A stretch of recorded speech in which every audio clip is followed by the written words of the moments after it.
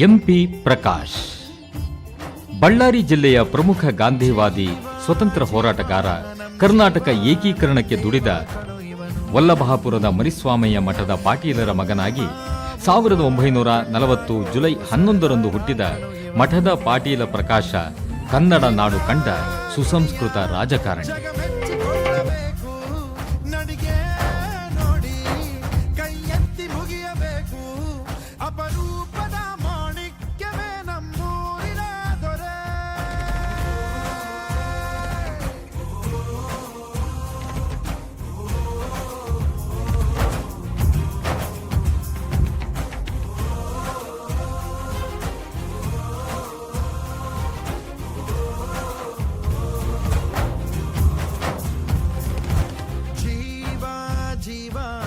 ಜೀವನಂ ದೈವ ಕಣು ಇವನು,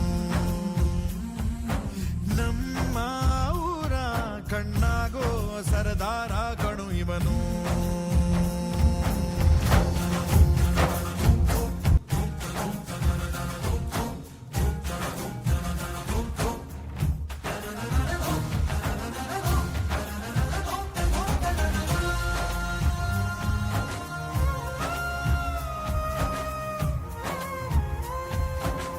ಬಾಲ್ಯದಿಂದ ಇಲ್ಲಿಯವರೆಗೂ ಎಲ್ಲ ನೋವು ನಲಿವಿನ ಒಳಗೂ ನಾನು ಕಂಡ ಲೋಕವೆಲ್ಲ ತಾಯಿಯೊಬ್ಬಳೇ, ನನಗೂ ಒಬ್ಬ ತಂದೆ.